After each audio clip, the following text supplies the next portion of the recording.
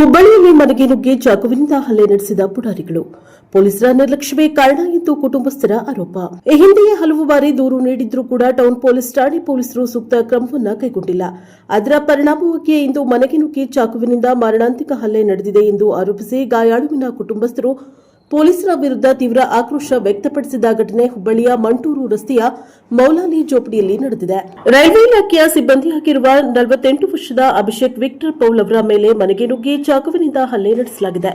ಈ ಕೃತ್ಯವನ್ನು ಸ್ಥಳೀಯ ರೌಡಿ ಶೀಟರ್ ಸತೀಶ್ ಗೋನಾ ಅವರ ಮಗ ಸಾಮ್ಯಲ್ ಗೋನಾ ನಡೆಸಿದ್ದಾನೆ ಎಂದು ಆರೋಪಿಸಲಾಗಿದೆ.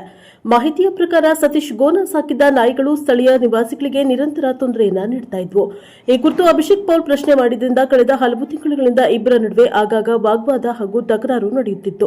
ಈ ಸಂಬಂಧ ಟೌನ್ ಪೊಲೀಸ್ ಠಾಣೆಯಲ್ಲಿ ಹಲವು ಬಾರಿ ದೂರನ್ನು ಸಲ್ಲಿಸಲಾಗಿದ್ದು ಪ್ರಕರಣವೂ ದಾಖಲಾಗಿತ್ತು ಎಂದು ಕುಟುಂಬಸ್ಥರು ತಿಳಿಸಿದ್ದಾರೆ. ಆದರೆ ದೂರುಗಳಿದ್ದರೂ ಪೊಲೀಸರು ಆರೋಪಿಗಳ ವಿರುದ್ಧ ಕಠಿಣ ಕ್ರಮ ಕೈಗೊಳ್ಳದ ಕಾರಣ ಇಂದು ಮನೆಗೆ ನುಗ್ಗಿ ಚಾಕುವಿನಿಂದ ಹಲ್ಲೆ ನಡೆಸುವ ಮಟ್ಟಕ್ಕೆ ಪರಿಸ್ಥಿತಿ ತಲುಪಿದೆ ಎಂದು ಕುಟುಂಬಸ್ಥರು ಆರೋಪಿಸಿದ್ದಾರೆ.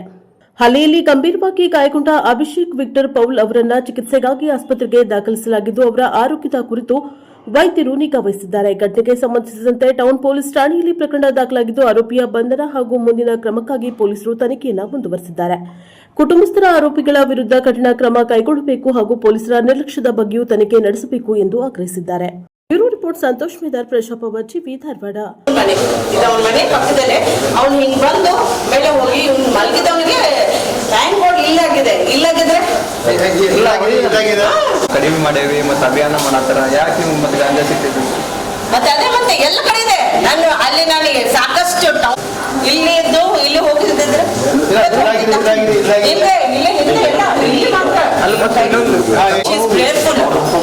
ಇವರು ದೇವರ ಮೇಲೆ ತುಂಬಾ ನಂಬಿಕೆ. ಇವ್ರಿಗೆ 80, ಇವ್ರು ಹಸ್ಬೆಂಡ್ ನೋಡ್ಬೇಕು ಈಗ ಅಲ್ಲಿ ಇದ್ದಾರೆ ನೋಡಿ, ಈಸ್ 88 years. ಇವ್ರು ದೇವರಲ್ಲಿ ಇರ್ತಾರೆ. ಅದ ಇದೆ ಬಟ್ ಸಿಸ್ಟಮ್ ಹಾಳಾಗಿದೆ ಅಂತಂದ್ರೆ ಮತ್ತೆ ಏನ್ರಿ, ಪೊಲೀಸ್ ಸಿಸ್ಟಮ್ ಮಲ್ಕೊಂಡಿದ್ದೆ ಸರ್. ಅವ್ನು ಬಂದು ಚಾಕು ತಗೊಂಡು ಬಂದು ದಾಳಿ ಮಾಡಿದ್ದೆ ಸರ್. ಲಾಸ್ಟ್ ಟೈಮ್ ನಾಯಿ ಸಾಕ್ತಿದ್ರು ಸರ್ ಅವರು. ಅದ್ರ ಮೇಲೆ ಪೊಲೀಸ್ಗೆ ನಾವು ಅವನಿಗೆ ಹೇಳಿದ್ದೀವಿ. ನಾವು ಸ್ವಲ್ಪ ನಾಯಿ ಬಂದು ಮನೇಲೆಲ್ಲ ಕಚ್ಚೋದು ಗಲೀಜು ಮಾಡಿ ಮನೆಯಲ್ಲೆಲ್ಲ ಸಾಮಾನೆಲ್ಲ ತೊಗೊಂಡೋಗಿ ಅಲ್ಲಿ ಬಿಸಾಕ್ತಾಯಿದ್ವು. ಅದಕ್ಕೆ ನಾನು ಬಂದು ಬೈದಾಗಿ ನಾಯಿಗೆಲ್ಲ ಬೈದು ಬಿಟ್ಟಿದ್ದೆ.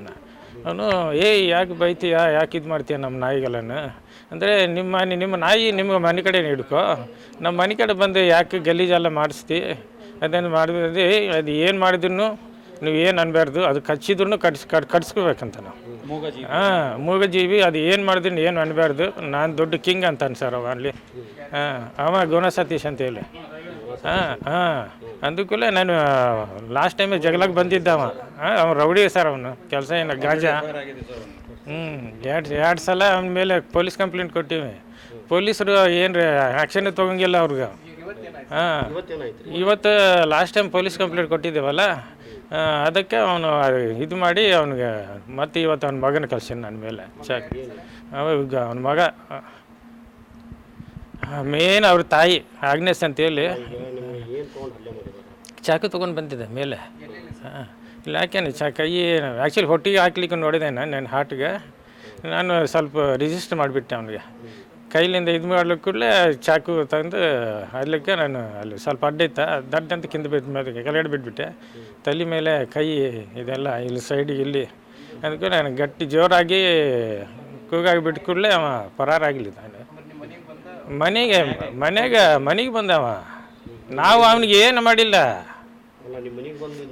ಮನೆ ಒಳಗಡೆ ಬಂದಾನ. ಅವನೊಬ್ಬ ಬಂದ, ಕೆಳಗಡೆ ಅವನ ತಾಯಿ ಇದ್ಲು. ಅವನಿಗೆ ಹೇಳಿ ಪರಾರಾಗಿಬಿಟ್ಟ ಅವ. ಅವ್ನು ಬಾಜು ಮನೆ ಸರ್ ಅವನು. ಹೌದು ಸರ್. ಲಾಸ್ಟ್ ಟೈಮ್ 2 ಸಲ ಕಂಪ್ಲೇಂಟ್ ಕೊಟ್ಟರು, ಏನು ರೆಸ್ಪಾನ್ಸೇ ಇಲ್ಲ ಅವನ ಮೇಲೆ.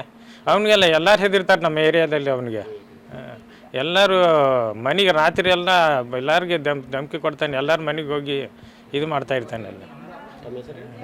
ಪಾಲ್ ಅಂತೇಳಿ ನಾವು ವರ್ಕ್ಶಾಪಲ್ಲಿ ಕೆಲಸ ಮಾಡ್ತೀವಿ ಸರ್.